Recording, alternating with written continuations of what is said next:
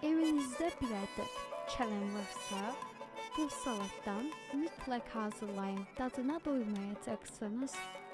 Bir ədəd bütöv kələmi xırda-xırda doğrayın.